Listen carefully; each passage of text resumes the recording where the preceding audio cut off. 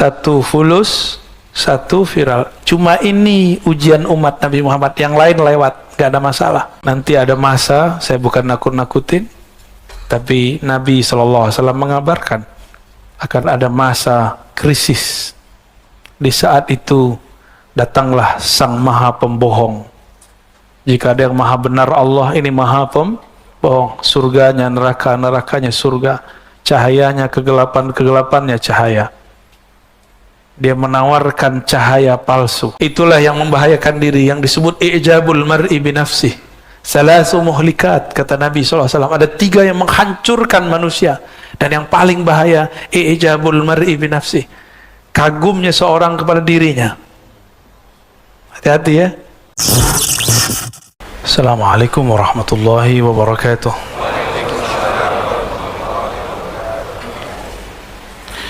Alhamdulillahilladzi bini'matihi tatimmus shalihat. Walhamdulillahilladzi raqqana minaz zulumati ila an-nur. Allahumma akhrijna min zulumatil wahmi wal jahli ila al-ma'rifati wal ilm. Coba sama. Bismillahilladzi la yadurru ma'a ismihi syai'un fil ardi wala fis samaa'i wa huwas samii'ul 'aliim. Bismillahilladzi la yadurru ma'a ismihi syai'un fil ardi wala fis samaa'i wa huwas samii'ul 'aliim. Bismillahilladzi la yadurru ma'a ismihi syai'un fil ardi wala fis samaa'i wa huwas samii'ul 'aliim. نعوذ بكلمات الله التامات من شر ما خلق. نعوذ بكلمات الله التامات من شر ما خلق. نعوذ بكلمات الله التامات من شر ما خلق. وصلى الله على نبينا محمد. Jemaah subuh yang diberkahi Allah, sebelumnya kita membahas tentang wirid ya, nur yang ada di kolbu. InsyaAllah kita pada pagi ini akan membahas tentang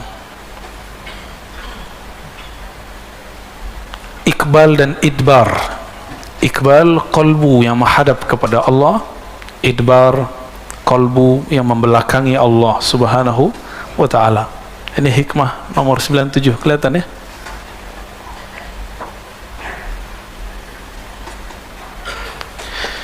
Sebelumnya mari kita baca Al-Fatihah. Semoga Allah membuka pikiran hati kita semua dan memberkahi pengarang kitab ini dan membuat cinta kita kepada Rasulullah bertambah.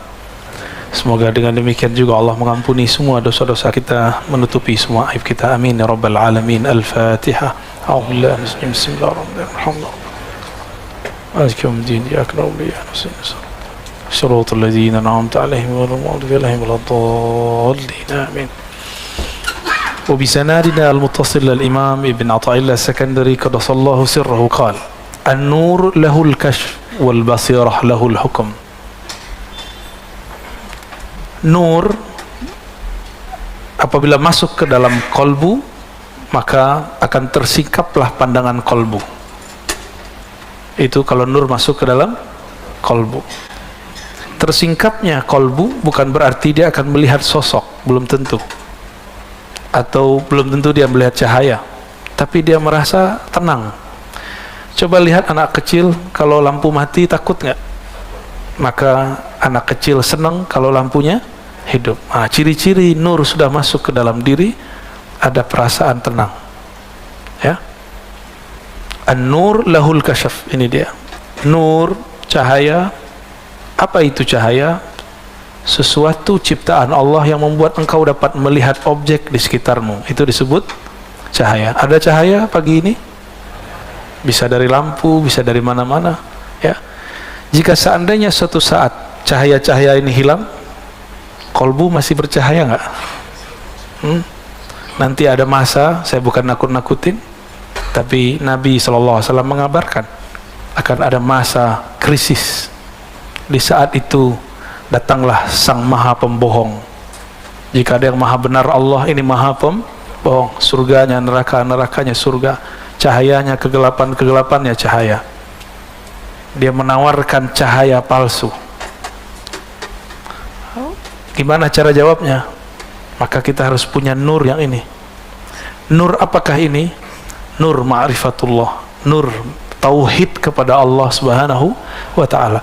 Nur itulah yang tersimpan dalam huruf-huruf yang ada dalam surat Al-Kahf. terutama 10 ayat pertama dan 10 ayat terakhir ya. Beberapa waktu lalu saya menyampaikan, karena perintah guru, menyampaikan kalau kamu mimpi ini sampaikan bahwa saya mimpi sosok sang pembohong itu, bahwa dia sudah tidak dirantai. Sebelum itu saya mendengar seorang yang soleh juga mengatakan, ini ada riwayat, ada kabar dari Al-Habib Umar, guru dari guru-guru kita semua, Habib dari Habib kita semua. Tapi ternyata sampai hari ini kita belum mendengar bahwa beliau bermimpi seperti itu. Maka saya pun kemudian merevisi dan mencabut syawahid itu, tambahan itu. Tapi mimpi saya tidak cabut, itu mimpi saya ya. Yang percaya silakan, yang nggak percaya nggak apa-apa. Ini kan cuma mubasyarat. Intinya bukan di situ. Intinya adalah pesan Rasulullah bahwa setiap nabi mengingatkan umatnya mengenai kedatangan si pembohong. Itu intinya. Jadi jangan gagal fokus ya. Ya. Kalau salah saya sudah minta maaf ya. Masa nggak move on juga ya. Berarti ente emang pengen cari kesalahan aneh banyak ya, nggak usah dihitung atau banyak sekali, karena lisan ini mahallul khata ya. Emang tempat banyak salah ya, maka kita selalu minta kepada Allah supaya meluruskannya, amin ya rabbal alamin. Nur itu membuat ada kasyaf. Apa arti kasyaf? Kasyaf itu penyingkapan. Orang-orang banyak menyebut istilah kasyaf ya. Kasyaf ini terbagi, pertama kasyaf ilahi, kasyaf dari Allah. Ini pasti benar. Kalau wali Allah, para nabi nggak perlu sholat 2 rakaat, langsung masuk ke dalam ruhnya. Tapi orang-orang seperti kita ini perlu dulu mengkondisikan kolbu, sholat dulu 2 rakaat baru mendapatkan isyarat itu. Maka ada kasyaf yang lain, kasyaf malaki, kasyaf dari malaikat. Ini dengan berkah zikir, nanti malaikat datang membisikkan. Tapi hati-hati ya, belum tentu malaikat. Siapa tahu sebelum syaitan, nafsi, baru syaitani. Kalau nafsi, tinggal dicek jiwa dia yang mana. Apakah jiwa dia jiwa yang buas atau jiwa yang tamak? Jika isinya duit, makan dan sejenisnya, itu berarti dalam dirinya ada gejolak syahwat duniawi. Jika kalau dia zikir, hancurkan, bunuh gitu ya, serang, berarti dalam dirinya ada aib, ada nafs sibai, buas. Tapi jika di dalamnya ada strategi menghancurkan orang secara halus, maka orang ini syaitani. Ciri-cirinya buka aib orang lain ya, itu syaitani. Maka kasyaf yang membuka aib, membuat perpecahan, ini dari syaitan. Ini dari syaitan ya. Gimana perasaannya Pak? Ada orang mimpi kita, tapi dia ngeliat di jidat kita ada lafaz kafir. Perasaan kita gimana? Sedih kita ya. Kita yang mimpi begitu, katakan ini mimpi dari syaitan. Lagi zikir, katakan syaitan lebih lama zikir daripada kamu ya. Jadi kalau itu terjadi pada antum, jangan percaya. Sama, antum mimpi ngelihat ada lafaz Allah di jidat orang, belum tentu juga benar ya. Seperti itu cara iblis untuk menipu kita, supaya kita percaya dengan orang itu padahal dia bukan orang yang benar. Ini kalau kasyaf ilahi, ini yang disebut ihsan, musyahadah, muraqabah.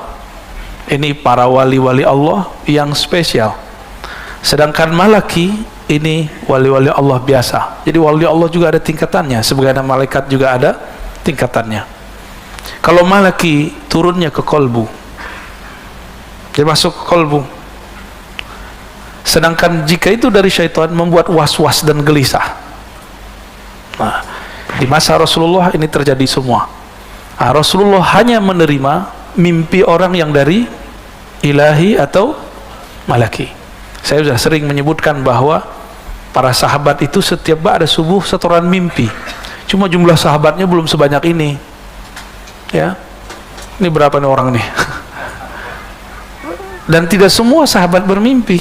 Sampai-sampai Abdullah bin Umar yatamanna birru'ya, berharap dia punya mimpi. Apa kata dia? Coba kalau saya mimpi. Dia kalau ada orang mimpi datang ke Nabi, Nabi takbir. Maksudnya apa? Menceritakan mimpi sudah biasa di zaman Rasulullah sallallahu alaihi wasallam. Maka saya aneh kalau ada orang mengatakan itu bukan uslubnya Habib Umar gitu.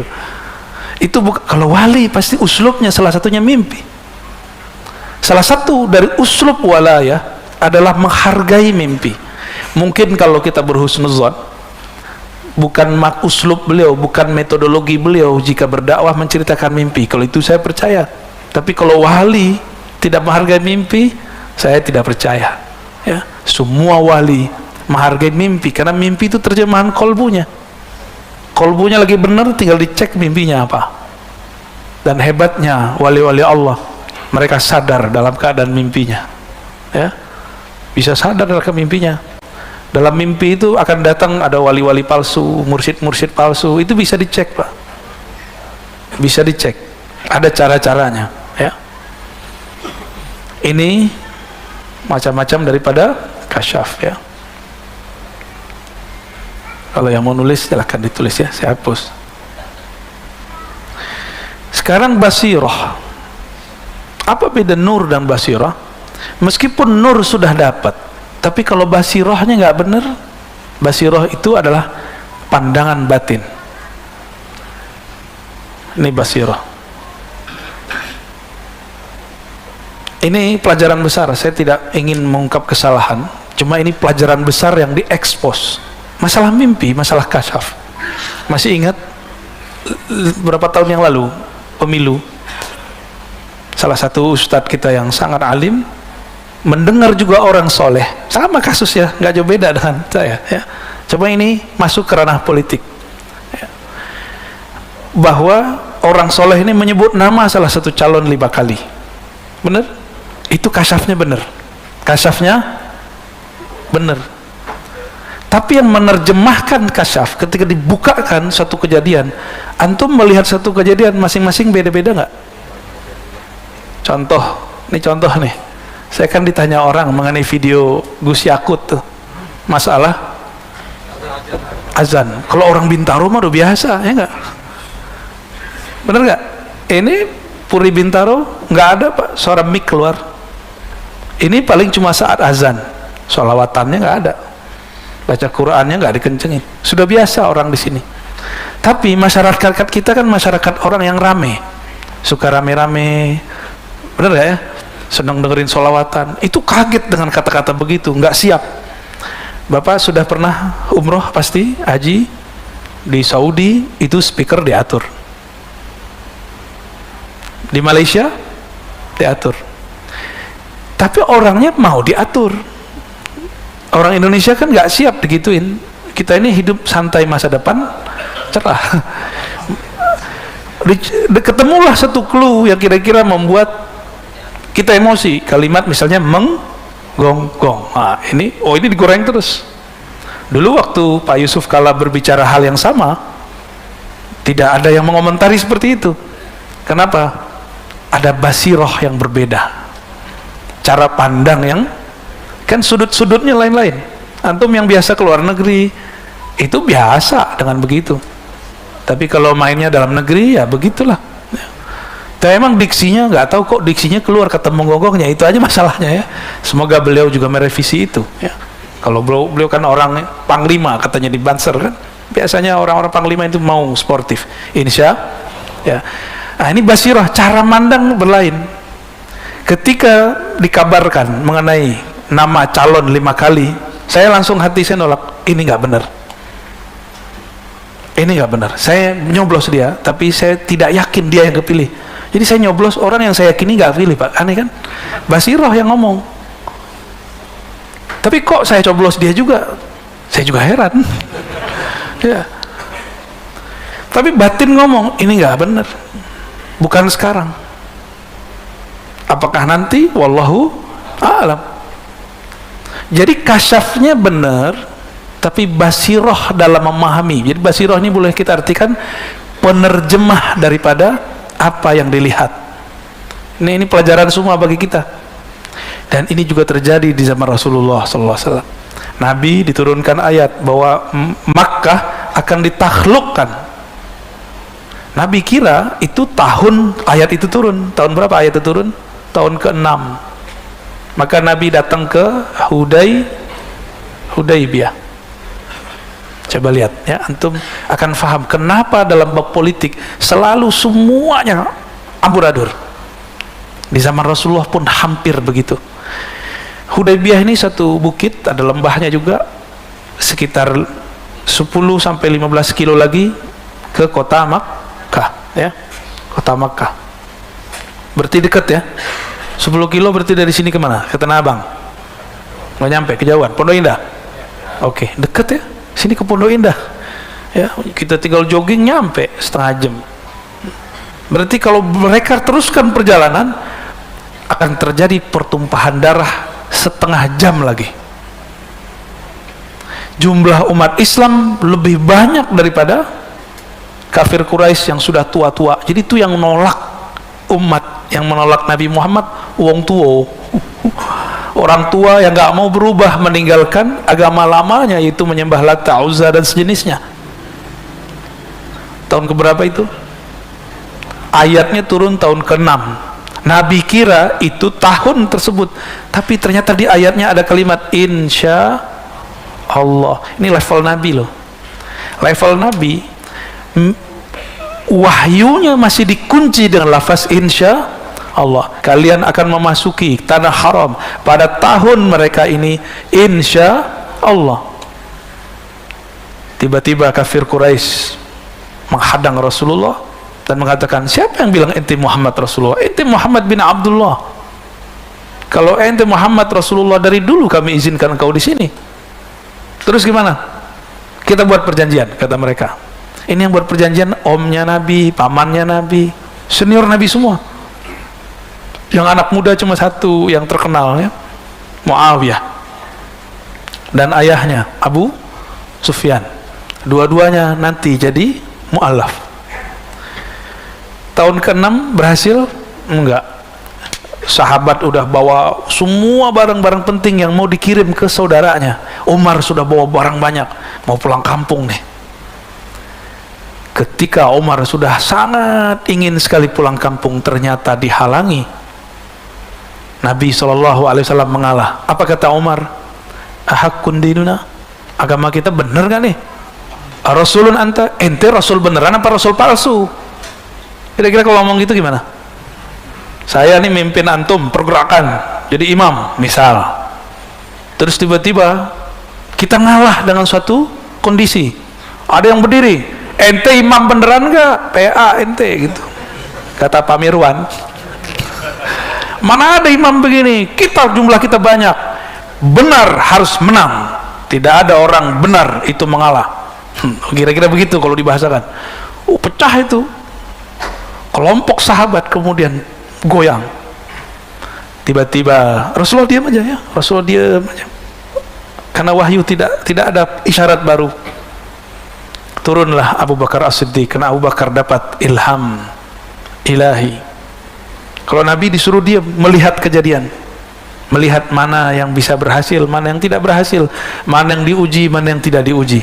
Jadi sahabat aja diuji, masa ente nggak diuji ya? Nggak ada orang nggak diuji. Sampai mati kita bakal diuji. Hidup ini ujian semua. Pilihannya ujian, kita lolos atau kita diuji kita nggak lolos. Abu Bakar menegur, hei Umar, bukankah engkau membaca ayat ini di dalamnya adalah lafaz insya? Umar mengatakan, seakan-akan aku belum pernah mendengarnya. Berarti ini ada dua manhaj. Umar sebelum diingatkan Abu Bakar memahami orang benar harus menang, begitu gak? Tapi ternyata orang benar mesti menang tidak langsung saat itu juga, bisa diundur kemenangannya. Ini yang benar ya. Jadi kita nggak boleh berjihad itu pakai nafsu. pakai emosi. Berjihad harus dengan ruh. Ruh itu tidak ada emosi di dalamnya, yang ada cuma semangat. Semangat yang bukan membabi buta. Nah, ini terjadi. Abu Bakar waktu itu punya basirah. Rasulullah punya basirah. Basirah Rasulullah apa? Ngalah. Basirah Rasulullah mengalah. Basirah Abu Bakar meluruskan Umar. Berat gak tuh? Itu salah satu masa terberat Rasulullah Sallallahu Alaihi Wasallam. Jadi ini selevel Nabi, ring satunya pecah. Dan antum kalau umur panjang, saya umur panjang, nanti kalau kita ditakdirkan berjuang bersama imam akhir zaman, seandainya kan, wallahu a'lam, nanti atau bahkan menyaksikan ring satunya berdebat seperti ini. Kalau mereka tidak ahlul kasyaf, dan yang kedua tidak ahlul basirah, bagaimana cara lahul hukmu, bagaimana nanti akan memutuskan kasyafnya? Umar ahli kasyaf, Abu Bakar ahli kasyaf. Di antara mereka mana yang paling kuat basirahnya? Basirah Abu Bakar. Jadi tidak semua ahli kasyaf itu benar cara terjemahannya. Ini kita ingatkan jauh-jauh hari, karena nanti politik ke depan mungkin nanti akan melibatkan orang-orang itu lagi, melibatkan ahli-ahli kasyaf. Siapa tahu nanti ahli kasyafnya nambah, ya kan? Bikin rumit nanti masalahnya.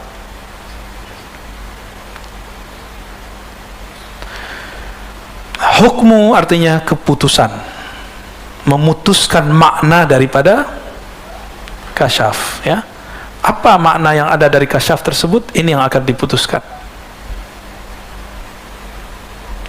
Disinilah kita perlu memandang kolbu.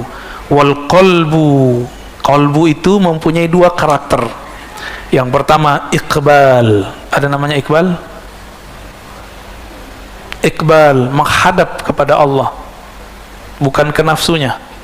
Yang kedua idbar, menghadap dunia. Idbar menghadap, idbar menghadap dunia. Di dunia ada apa aja? Fulus, apalagi viral, sama-sama app. Satu app fulus, satu viral. Dua ini, satu duit materi, dua eksistensi. Satu fulus, satu viral. Cuma ini ujian umat Nabi Muhammad, yang lain lewat, gak ada masalah. Apa aja ujian umat Nabi Muhammad gak ada masalah. Tapi kalau urusan dua ini kita bisa lewat, ya. Kita bisa hancur. Urusan fulus dan viral. Benar gak? Apa saya salah?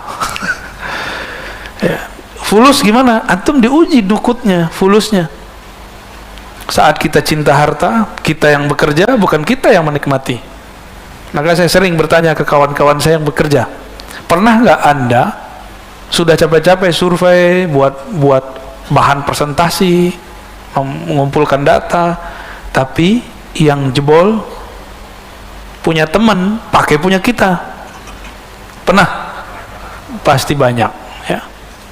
Gak usah khawatir, Allah gak pernah menukar rezeki seseorang. Siapa yang stres saat itu, berarti dia sedang berprasangka kepada Allah. Inilah bahayanya, rukun iman keenamnya rusak. Dia berpikir rezeki dia diambil orang. Tidak ada rezeki kita diambil orang. Apalagi pasangan kita diambil orang, gak bakal. Itu rezeki. Anak kita diambil, gak bakal. Yang punya kita akan sampai kepada kita. Yang gak bakal sampai. Nah, ini perlu digarisbawahi. Punya apa namanya? Punya usaha yang sama dengan orang lain? Pernah punya? Tiba-tiba nggak laku, sepi, setan datang. Ini kan bagian dari was-was, kasyaf syaitani. Kebawa mimpi bahwa tetangga sebelah naruh apa namanya, jimat sial, ya, toko kamu sedang diserang. Wah, datanglah ke dukun besok. Kata dukun, itu benar. Mimpi setan datang ke rasulnya setan. Klop sudah, kuadrat. Kesetanan lah orang ini. Ini kesurupan orang sadar. lebih bahaya daripada orang kesurupan beneran. Ada orang kesurupan paling-paling suaranya berubah ya, ya tegang-tegang dikit ya, cowel ya, sadar insya Allah.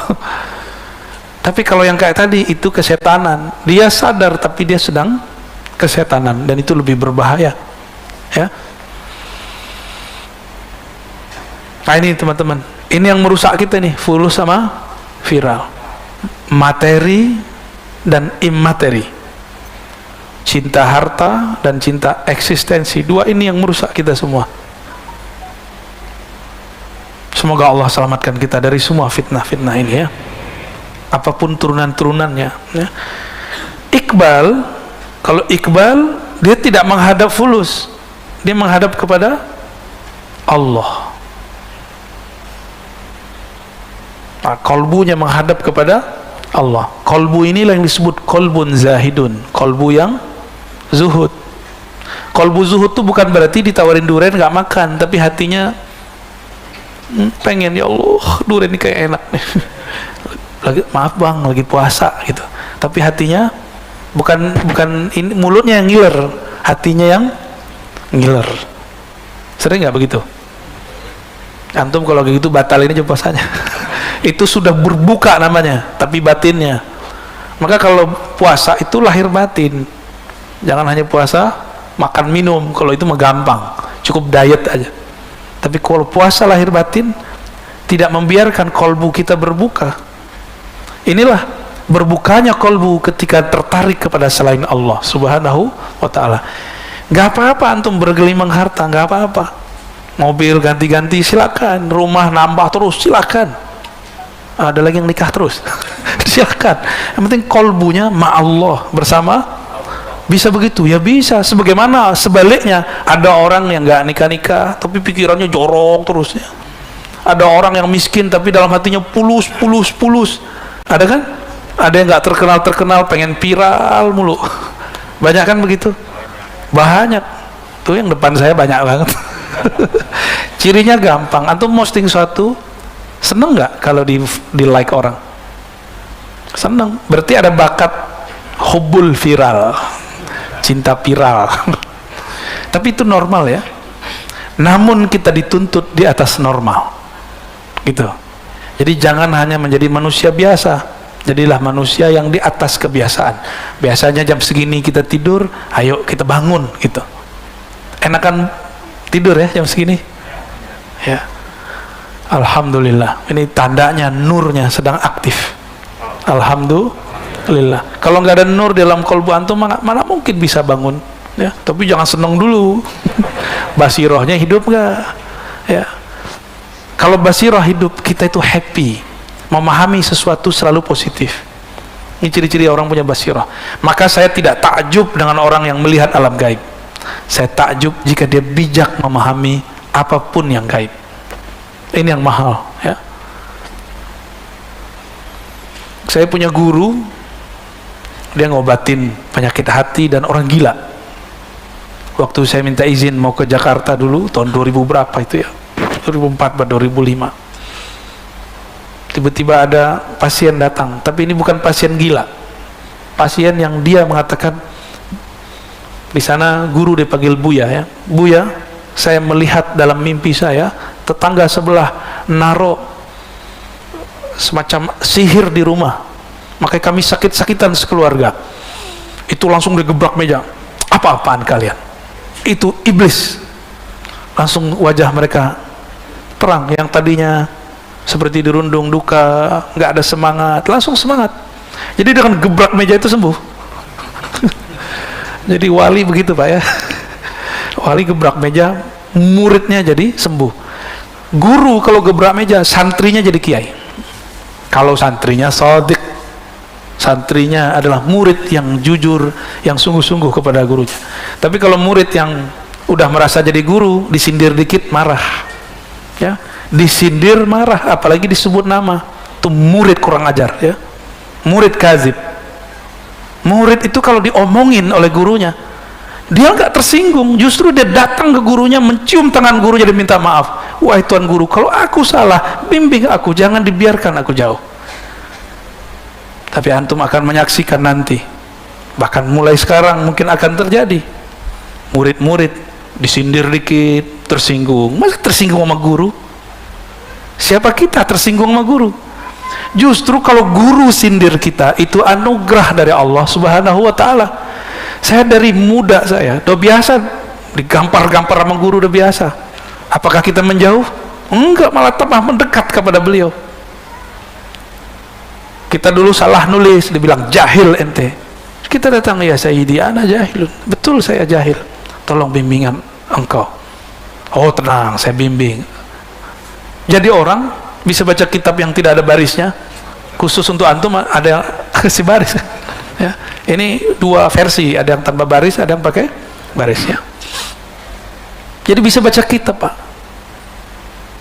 Guru kalau marah itu berkah. Ghadabus syekh barakatul lil muridin. Ya. Marahnya guru, sindirannya guru itu berkah bagi murid. Jangan tersinggung, ya. Kan dari kapan hari aneh sindir mulu politik antum kan? Aneh kan juga lagi menghantam diri sendiri karena ya begitulah. Itu cara kita. Tapi tidak sedikit yang tersinggung, baper, ya.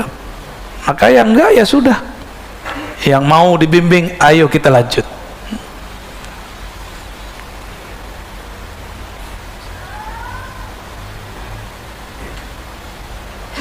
Kita masuk ke hikmah yang ke 58, ya.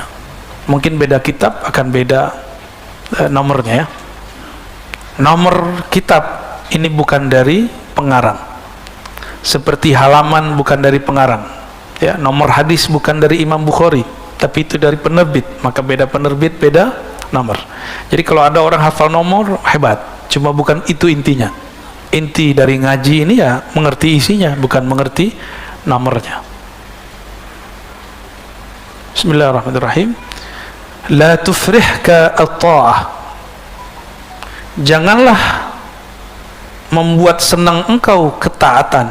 Maksudnya jangan kamu GR kalau taat. Bisa memberi orang, jangan senang dulu, ya. Pernah nitip sedekah nggak ke ustadz? Jangan senang dulu, itu beban buat ustadz. Kan ustadz punya hak jadi amil kan, tapi dia nggak ambil. Jadi kalau kita nitip sesuatu kepada orang, jangan kemudian intimidasi dia, karena dia sudah berbuat sesuatu untuk kita, ya.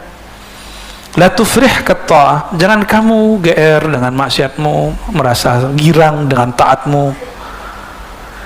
Tadi saya sebut ada nur di hati antum, kan senang kan, farhan kan, senang. Tapi jangan senang dulu. Jangan senang karena itu kita yang bangun, kita yang duduk. Tapi senanglah jika ada sesuatu yang lain.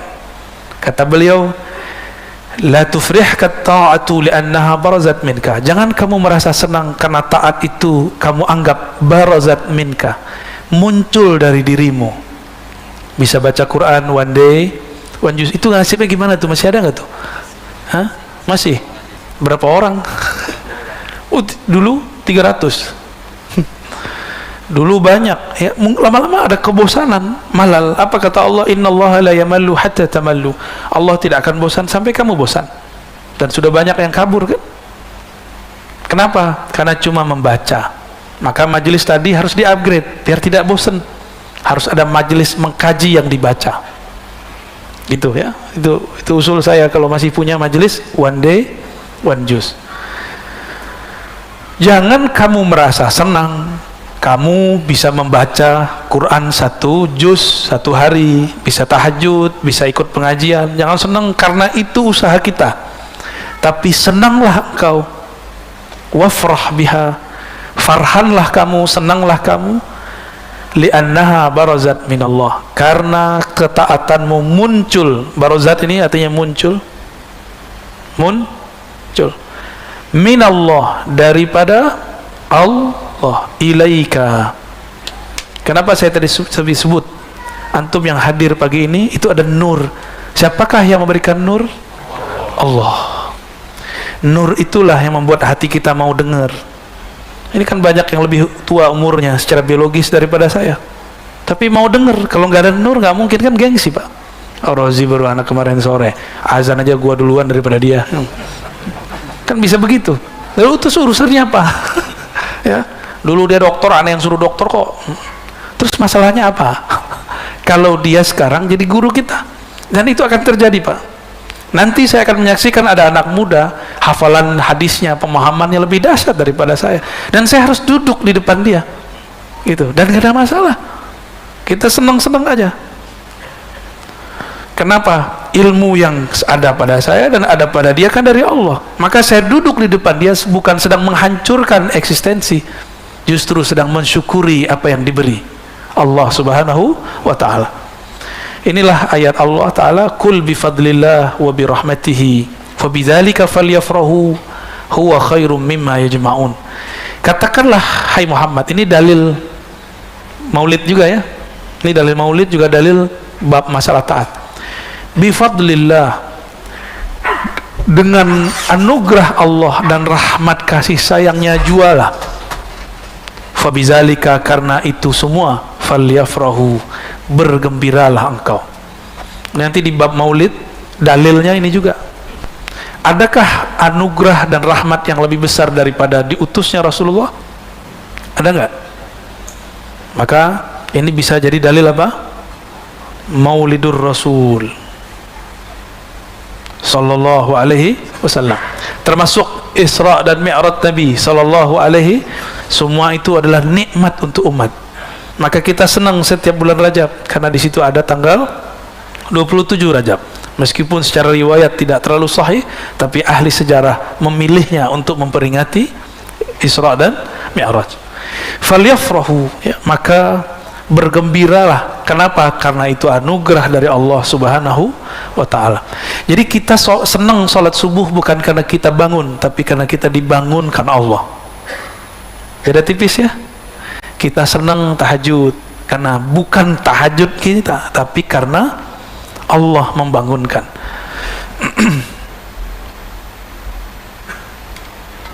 Gimana? Masih lanjut?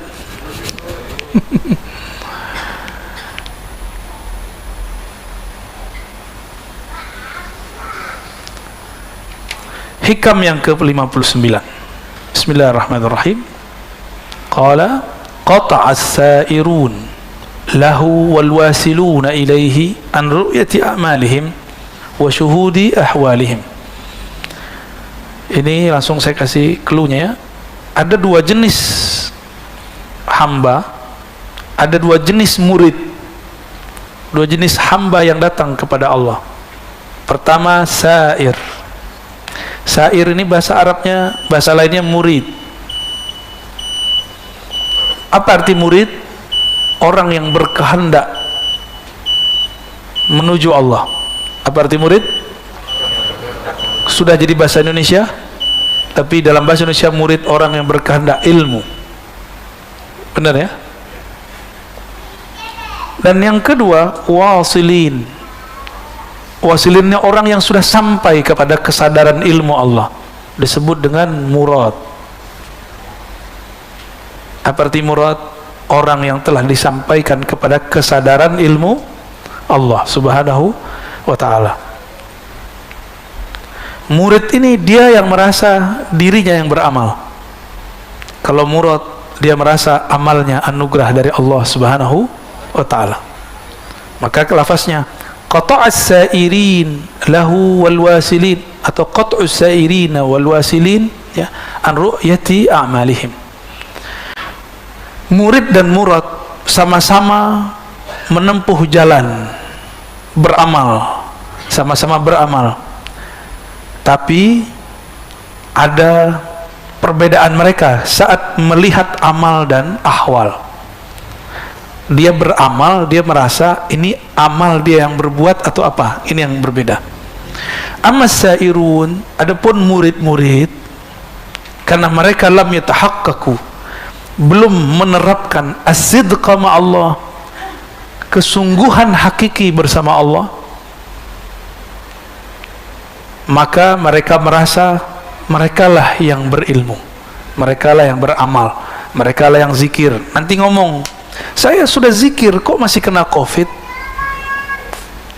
saya sudah doa, saya sudah sedekah haji umroh kok masih kena ujian seperti ini. Itu orang-orang begini kegeeran. Ya, dia ngerasa dia yang beramal. Emang kalau tidak beramal berhak dapat bala? Tega banget ente. Ya. Jadi orang kalau nggak sholat, nggak sedekah, dia pantas dapat musibah. Emang begitu? Itu kan terlalu tega. Inilah yang diistighfarkan oleh Imam Sari Sakti yang saya ceritakan juga di sini ketika Risalah Al-Qusyairiyah. Beliau punya toko di pasar karena beliau ini wali Allah. Di tokonya ada malaikat-malaikat penjaga. Jadi apa aja aset dia dijaga Allah. Bukan hanya murid yang dijaga Allah, tapi aset dia dijaga oleh Allah. Ini Imam Sari Sakti. Imam Sari As-Sakti dikabarkan oleh muridnya. Dulu kan belum ada berita ya, belum ada YouTube, belum ada TV. Ya, belum, jadi ada kalau ada apa namanya ini kebakaran segala macam itu gak ada yang ngabarin kecuali manual. Datanglah muridnya terburu-buru mengatakan, "Wahai tuan, Syekh, semua toko terbakar kecuali toko ente." Kata dia, "Alhamdulillah, emang gua wali." Dalam hatinya. Itu perasaan bener gak tuh? Tapi secara zahir bener ya, kita semua orang kena, kita enggak. Kita baca apa? Waktu zaman banjir di Jakarta, teman saya bilang, "Alhamdulillah semua rumah banjir kecuali rumah saya di komplek." Tega bener tuh dia ngomong alhamdulillah. Tapi secara zahir kita baca alhamdulillah ya. Secara zahir nggak ada salah. Kata orang nih, orang soleh nih, dia ketika nggak kena banjir dia baca alhamdulillah. Tapi kalau dia punya nur kewalian dalam dirinya, pantas nggak dia bersenang hati, bersyukur di saat semua orang tersungkur?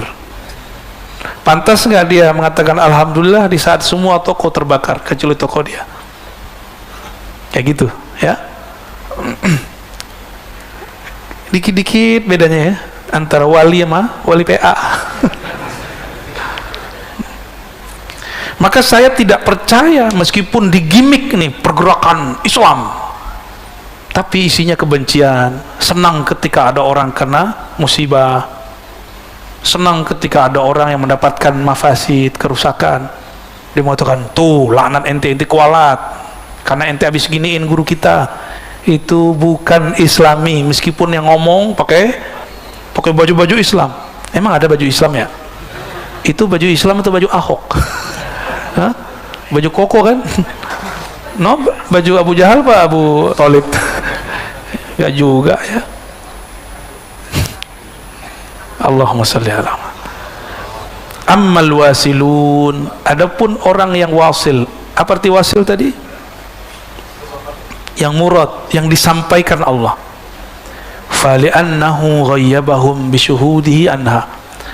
Karena dia Allah menggaibkan, menfanakan mereka dari memandang amalnya karena sibuk memandang Allah Subhanahu wa ta'ala.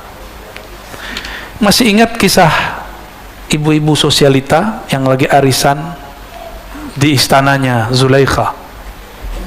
Masih ingat? Masih ingat gak? Emang antum pernah di sono? Maksudnya ingatkah kisahnya di Quran? Itu biasa ibu-ibu sosialita kan kalau ketemu bawa tas yang harganya wah Masya Allah ya, cincin-cincinnya Masya Allah, bajunya Masya Allah, bawa kendaraannya juga Masya, kalau perlu budaknya budak mahal. Kata mereka, ih si Juleha masa jatuh cintrong sama budaknya, masa budak kita jatuh cinta gitu. Zulekha dengar. Kata Zulaikha, kalian belum tahu, aku ini sudah termasuk kuat menahan. Jadi Zulaikha itu sudah sangat kuat dirinya menahan syahwatnya. Ini yang orang nggak pernah bayangkan. Orang taunya Zulaikha itu penuh syahwat, enggak. Dia itu sudah kuat, udah nggak tahu lagi. Cowok aja ngeliat Nabi Yusuf kesemsem, Pak. Apalagi cewek.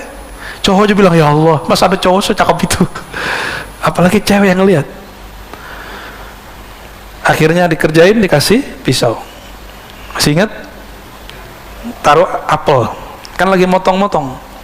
Yang kegores bukan apelnya, yang kegores jadi apel yang warna merah, bertambah merah karena darah. Tapi si ibu sosialita tidak menyaksikan dia menggores tangannya. dia nggak merasakan sakit. Pada bengong semua. Kata Zulaikha, "Cup, ambilin air dong." Diambilin air. Maka habis itu semuanya menggila kepada Nabi Yusuf. Ini perbedaannya, ya. Karena jamalu Yusuf jamalul wajhi. Jamalnya Nabi Yusuf jamal wajahnya, indah wajah secara fisik. Jadi antum yang ganteng-ganteng ini fitnah ini. Mbak-mbak yang cantik-cantik itu ujian buat kita ini. Ya. Kita mandang yang mana? Karena pandangan ini masih kepada fisik, kita jatuh cinta kepada fisik. Inilah lemahnya kita semua. Bener nggak kelemahan kita? Jadi nggak usah sok suci lah ya. Semua kita punya itu. Dan ujian kita yang terberat selain yang dua tadi, ya lawan jenis. Laki terhadap perempuan, perempuan terhadap laki-laki, sama aja itu. Tapi maksud saya bukan itu. Jika ibu-ibu sosialita yang cantik, yang rapi, mereka bisa tidak merasakan sakitnya menggores tangannya. Apalagi jika mereka menyaksikan hakikat Nabi Muhammad SAW. Apalagi jika mereka menyaksikan keindahan Allah Subhanahu wa Ta'ala. Nggak akan terasa sakit. Covid ini udahlah jalani aja, kan Allah yang ngasih. Apa ada sesuatu yang terjadi di alam semesta di luar aturan Allah? Ada nggak? Berarti Allah yang atur nggak nih? Walaupun zahirnya mereka, ya nggak tahu siapa mereka. Aneh juga nggak tahu. Itu bukan urusan presiden, Pak. Itu semua negara kena. Dan ini satu-satunya virus di sejarah alam semesta yang bisa menggegerkan semua dunia. Jadi jangan main-main lagi. Ini sudah global semua. Kok masih aja ngomong, kiamat masih panjang. Dajjal belum keluar. Nabi ngingetin Dajjal sudah keluar. Kita kok masih main-main aja. Di zaman ini Rasulullah SAW mengatakan, ya, antum bisa bayangkan, semua Nabi mengingatkan, hatta Nabi Muhammad mengingatkan, tapi Dajjalnya nggak keluar untuk mereka, keluarnya untuk kita. Tidak mungkin Allah tidak memberikan bekal. Mesti bekalnya lebih berat dan lebih dalam daripada bekal-bekal umat terdahulu. Maka Rasulullah SAW memberikan bekal syariat kepada sahabat supaya diturunkan kepada umat. Syariat ini di dalamnya ada tauhid, di dalamnya ada fikih, supaya ini menjadi wadah penguat energi kita, namanya ihsan, ma'rifatullah Subhanahu wa Ta'ala. Supaya nanti antum nggak seperti Hawariyun, ya, yang menjadi kesepian karena teman-teman Hawariyun semuanya menuhankan Isa. Jadi mereka nggak kuat tauhidnya, yang dilihat Nabi Isa, maka mereka menyembah Nabi Isa.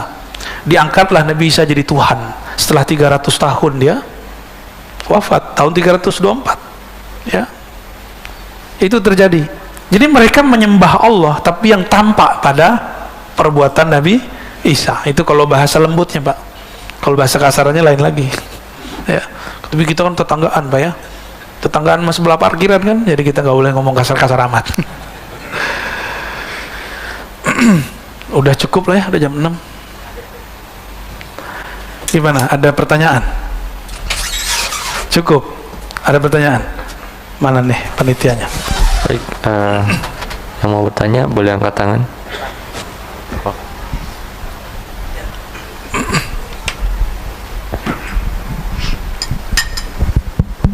Assalamualaikum warahmatullahi wabarakatuh. Sebelumnya mohon maaf Buya, izin saya bertanya dan komentarnya mengenai kasab dan basiroh tadi. Pada satu ketika saya diperlihatkan diri saya sendiri, Buya. Diperlihatkan seolah saya keluar gitu, nggak tahulah, nanti Buya bisa terjemahin. Lalu saya diperlihatkan pikiran saya, diperlihatkan kolbu saya yang semrawut banget gitu, nggak karuan. Nah, tapi itu jangka waktunya nggak begitu lama. Lalu saya tersadar, dan saat itu saya ya sulit untuk menerjemahkan. Tapi yang jelas ya kekotoran diri saya sih yang saya tangkap, kekotoran pikiran saya dan kolbu saya. Demikian. Assalamualaikum warahmatullahi wabarakatuh. Assalamualaikum warahmatullahi wabarakatuh. Itu turunan dari ayat wa fi anfusikum afala tubsirun, surat Zariyat. Di dalam dirimu apakah engkau tidak memandang? Maka Allah kasihlah pandangan, visualisasi. Dan tidak semua orang kayak Bapak ini. Jadi ada orang yang imajinasi gambar. Ada yang cuma warna, ada yang cuma rasa, ada yang cuma suara. Kebetulan Bapak dapat visual gambar. Dalam hal ini, jadi kasyaf itu ada yang melihat, matanya pejam tapi dia melihat. Ada yang mendengar suara, itu Nabi Musa. Ada yang cuma merasa. Ada yang lengkap, melihat, merasa, mendengar. Itulah Nabi Muhammad sallallahu alaihi wasallam. Sayyidina Umar mendengar. Jadi sebenarnya dulu ada calon selain Umar, tapi dia murtad. Jadi dia juga mendengar apa yang lagi dengar. Apa kata dia? Kalau gitu doang mah gampang jadi nabi. Jadi orang-orang yang kemampuan kasyafnya tinggi belum tentu selamat. Nih hati-hati. Orang yang bisa berselancar di alam gaib belum tentu dia selamat. Siapa tahu dia jumawa. Dia ngerasa dirinya lebih sakti. Itu kan tipuan-tipuan aja. Kita punya guru kita bilang, doain saya nak, burain pakai air. Antum ketipu di situ, terus ngerasa sakti. Antum nanti punya guru bilang, oh kalau rukyah sama dia aja, jangan sama saya, dia lebih keren. Guru ngomong begitu, itu ujian. Antum nanti merasa lebih sakti nggak dari guru? Oh kalau nanya begitu-gitu sama dia aja nih, baca kitabnya bagus, dia lebih banyak baca kitab daripada saya. Itu kan ngetes aja, ngerasa jumawa nggak, ngerasa pinter nggak di hadapan guru. Tinggal cek aja sebulan 2 bulan masih semajelis nggak sama gurunya. Ya, ngeceknya gitu Pak. Dan itu perintah. Jadi guru kalau ngomong gitu diperintah, ilham di kolbunya. Ini murid harus dicek. Linabluwakum ayyukum ahsanu amala. Dia benar nggak dia berguru kepadamu? Dia murid yang sungguh-sungguh atau murid palsu? Itu saya mengalami itu Pak ya. Saya mengalami itu dan disuruh begitu, digituin juga sama. Sampai mati nanti kita digituin. Ya. Gara ente nih, ente yang bikin kita rame. Kita dipuji-puji karena kamu majelis kita rame. Oh, itu kan gawat itu kalau saya merasa iya karena gua nih rame. Terbersit saja sedikit iya karena saya lewat, nggak lolos sudah ya, nanti jumawa ya, merasa diri sesuatu. Itulah yang membahayakan diri, yang disebut i'jabul mar'i binafsih. Salasu muhlikat, kata Nabi SAW. Ada 3 yang menghancurkan manusia, dan yang paling bahaya i'jabul mar'i binafsih, kagumnya seorang kepada dirinya. Hati-hati ya. Kata pengurus masjid, misalnya bukan di sini, karena gue yang urus nih ya rame. Karena gue yang urus nih beres semua. Ada perasaan itu muncul padahal udah mantan. Kalau bukan karena saya nih masjid nggak jadi. Nah udah lewat antum tuh ya, seharusnya udah ditulis namanya di surga, hilang namanya, hilang namanya. Jadi surga itu seringan lidah berkata. Wallahu a'lam bis-shawab. Ya lanjut. Assalamualaikum warahmatullahi wabarakatuh. Assalamualaikum. Izin bertanya Buya, Ya, tadi Buya menyatakan bahwa ketika banjir rumah beliau saja yang tidak banjir.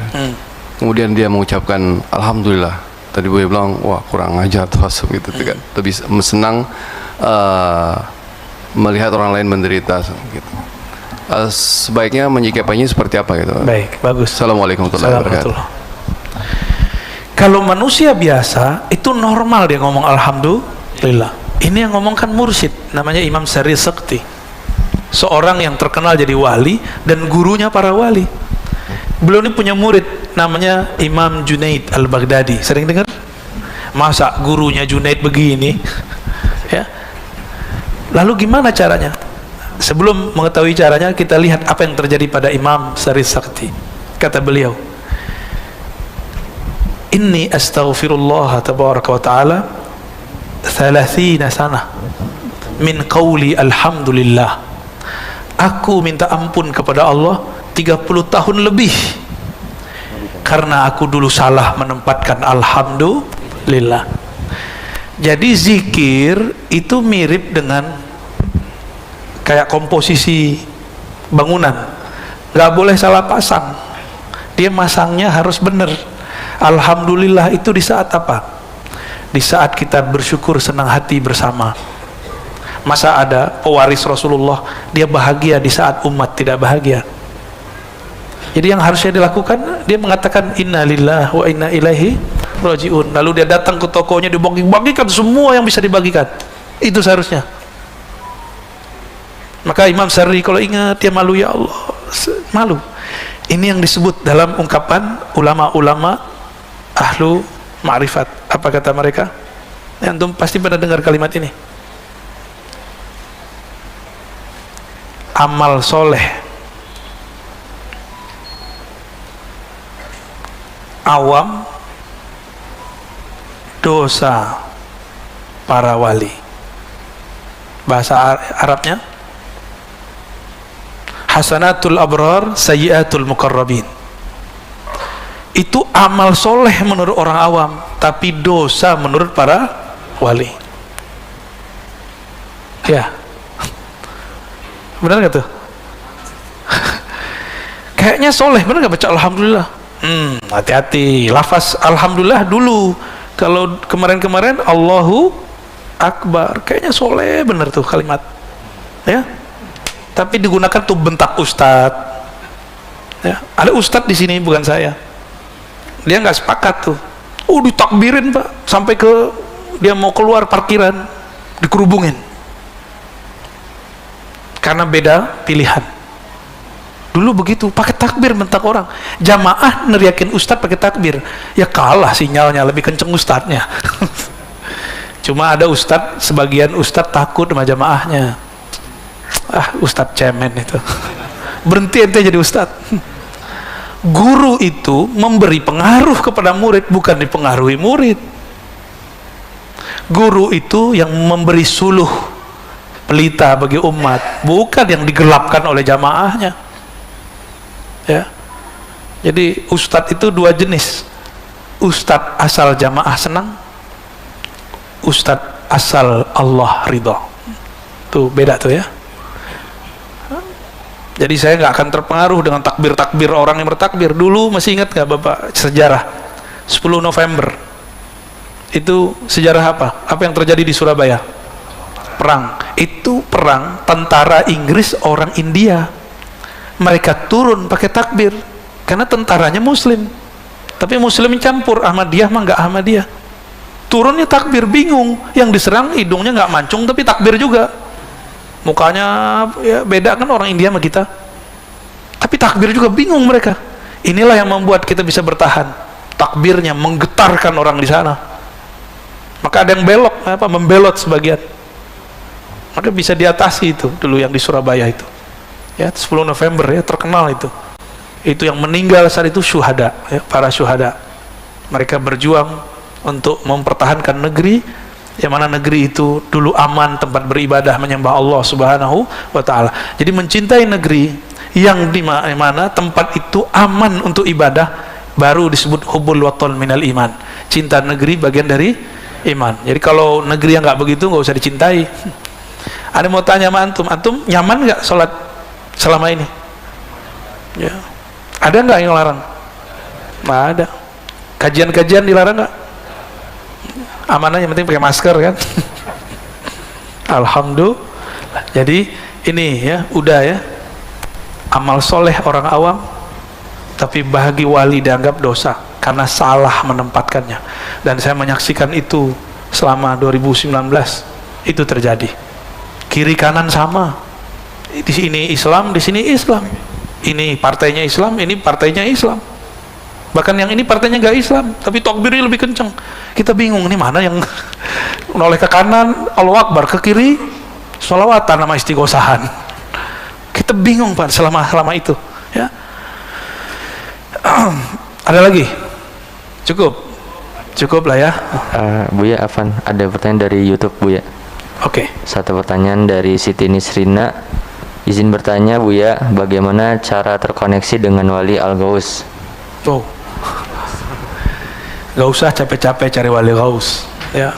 Wali Ghaus itu adalah poros wali di alam semesta. Caranya gampang. Poros diri kita di mana?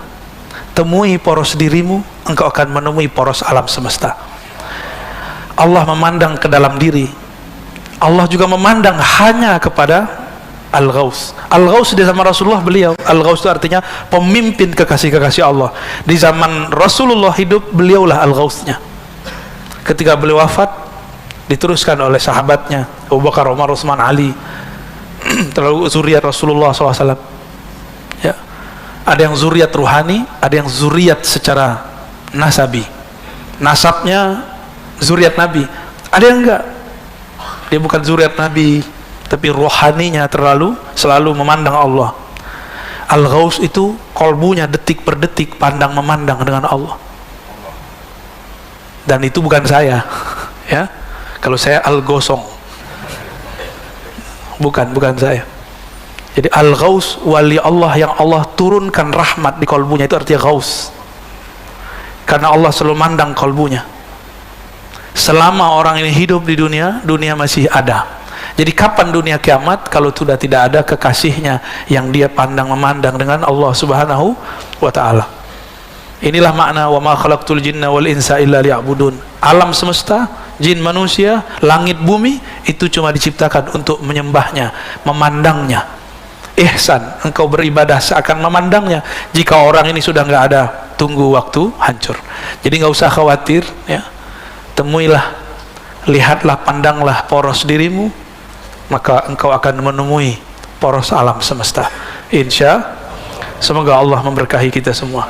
Astaghfirullahaladzim, astaghfirullahaladzim. Allahummarrahmanirrahim, ya Karim, ya Azim, ya Alim, ya Alim, ya Ghaffar. Ya Allah yang maha mengetahui, yang maha khabir, yang maha mengerti semua dosa-dosa kami. Ya Allah, kami menutupi semua dosa kami dengan kesolehan-kesolehan palsu. Ampunkan dosa kepalsuan ini ya Allah. Ya Allah, di mata kami banyak dosa, di telinga kami banyak dosa, di lisan kami apalagi ya Allah. Sekarang di zaman ini jari-jari kami pun ikut banyak berdosa. Allahumma ya Allah, meskipun dosa kami menggunung, menjulang sampai ke langit-Mu, tapi rahmat-Mu lebih luas, bahkan seluas arasy-Mu. Maka dengan keluasan rahmat kasih sayang-Mu ya Allah, tutuplah semua aib kami. Tutuplah aib kami di hadapan-Mu ya Allah. Jangan pandang kami sebagai hamba yang bermaksiat ya Allah. Allah maj'al sayyiatina sayyiat man ahbabta. Ya Allah, jika kami terjebak maksiat, jangan kami dianggap orang yang durhaka ya Allah. Jika kami tersesat, jangan biarkan kami tersesat ya Allah. Tarik kami ke jalan Engkau ya Allah. Paksa kami kembali ke jalan-Mu ya Allah. Allah marzuqnal iqbal fi qulubina. Ya Allah, berikan kami iqbal, menghadap hanya kepada Engkau di dalam kolbu kami. Ya Allah, jadikan kolbu ini mentalak dunia sebanyak-banyaknya, sehingga dia tidak memandang lagi kepada dunia.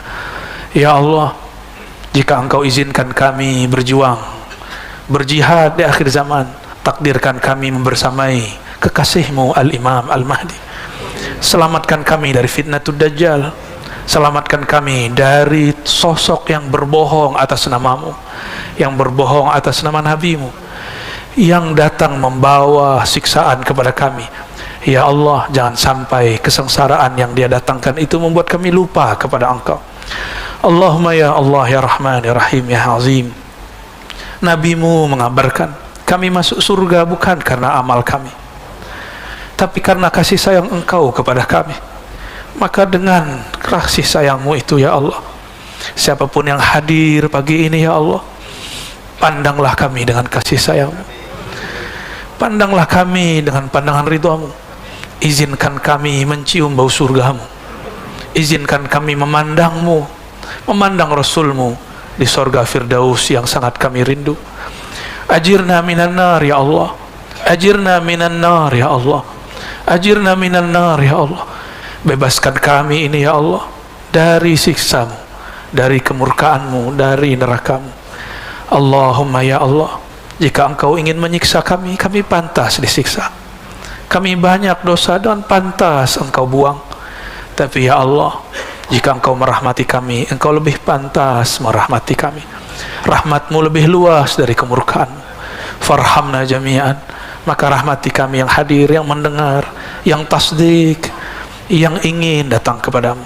Ampunkan masa lalu kami, tutupilah semua keburukan kami, jemputlah kami ke jalanmu. Rabbana atina fid dunya hasanah wa fil akhirati hasanah wa qina adzabannar wa khtim lana bi husnil khatimah ya Allah biha ya Allah biha ya Allah bi husnil khatimah.